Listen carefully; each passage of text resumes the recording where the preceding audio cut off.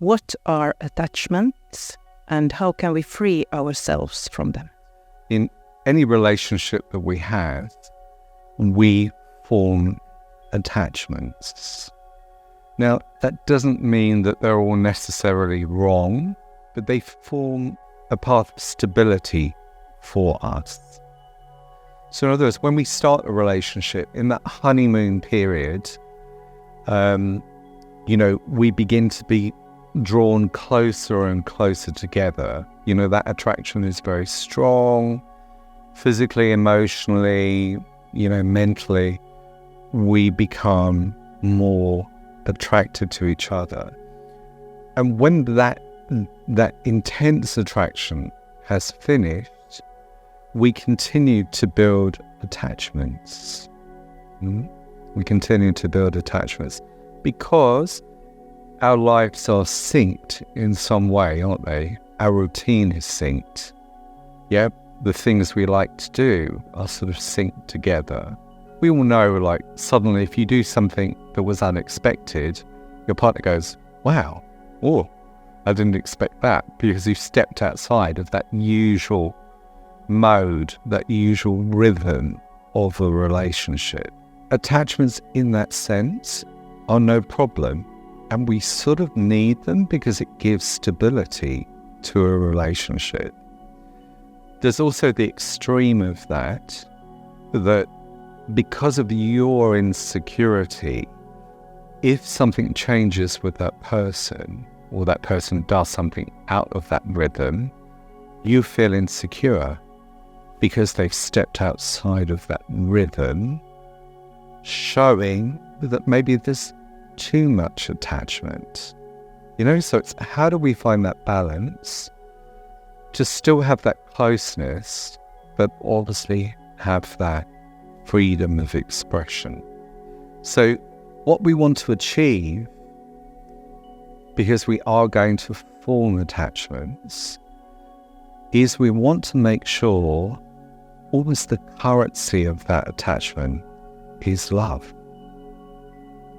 It is not need, it is not demand, it is love. Where through offering in a close relationship, the main rhythm, the principal rhythm that we should have is of love. That you love each other, that you will do anything for each other. You will step beyond something to help your partner, to love your partner. And when that energy is flowing beautifully, then the attachments are lesser. And the joy is that we as meditators, we get the most joy out of loving or sharing. Yeah, because we've opened that heart within us. And the joy that we find is in sharing, it is in giving, even if it's unspoken. Even if it is unspoken. Because you can love someone, you don't have to tell them 100 times a day that you love them. Now, obviously, at the other end of the scale is when we lose that partner, we have the horrible experience of grief. And when that person isn't here anymore, and that doesn't have to be a partner, that can be any relationship we have with a family member, we are going to feel that pain. Yeah, which I did, because, as you know, when Jasmini died, I had such a lot of pain. And I even questioned myself, shouldn't you know better than this? This is because of your attachment. And it was always like I had to understand that whole thing again, that actually there wasn't anything wrong in that, because the principal thing in our relationship was love. But of course, there had been some dependency. She was dependent on me for the last 4 or 5 years, because she was in a wheelchair. I had to take her to the toilet, I had to feed her, so naturally that's another form of she was dependent on me, but I was also dependent on that because I wanted to give that. So through meditation, through unfolding ourselves, those attachments, yes, are there at the base, but they do not dictate our relationship. They're there for the necessity, because they're fulfilling the rhythms that we do every day. Making breakfast, going to work, getting on with the responsibilities we have in life. But with love, we elevate them so they do not become so binding that we then feel prisoners to each other. Like, oh, I can't do this because that person won't like it.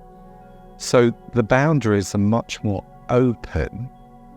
And that is so good, because that means that we can have greater personal self-expression without thinking, oh, I can't cross that barrier.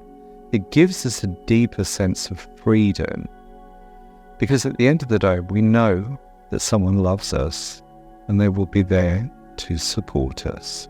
Now, if we look in the other side, sometimes people have material attachment, so outside of a relationship. I always remember Guraj giving this description about this woman. She owned this, there was this beautiful, it was a Ming vase. It was very expensive. And she had it in her house. And someone actually came along and knocked it off and it smashed. And this woman had literally a nervous breakdown. She ranted and raved, etc. And that would show that she was very attached to that item. It may have been very beautiful, it might have been artistic, it might be very valuable, but she had attachments. Another way we see this about the things we own is, you'll see a beautiful car, it's got the top down, it's a lovely sunny day, and the person behind the wheel wants you to look at them because they're saying, aren't I good? Look, what a lovely car I've got. How important am I because of this beautiful car? But if someone scratches that car, oh God, yeah? Because he will feel the pain of that attachment.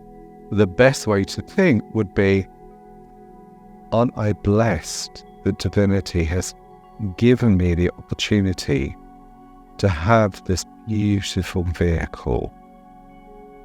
Yeah? And then you don't care who looks at you or doesn't look at you. Okay? Because you have, you're thankful, you're appreciative. It's so different, isn't it? So different. It's look how good I am, look what I've achieved. And you must all notice me as I go by, because that's going to make me feel superior, which is always a reflection of inferiority, or in this case, attachment. You can have a nice house, a nice car. And again, my attitude to that is, divinity, you gave me a beautiful home. I'm going to look after it. I'm going to keep it clean. I'm going to do my best to maintain it as best I can, because I feel that this is a gift that someone has given me. And yes, I wouldn't like to see it burnt down or fall down, etc. But it's a different relationship. It's a different relationship. It's a relationship of deep appreciation, which makes you love the house more. You understand it's just a commodity. Tomorrow you can move to another house, but while you're there, you're going to love it.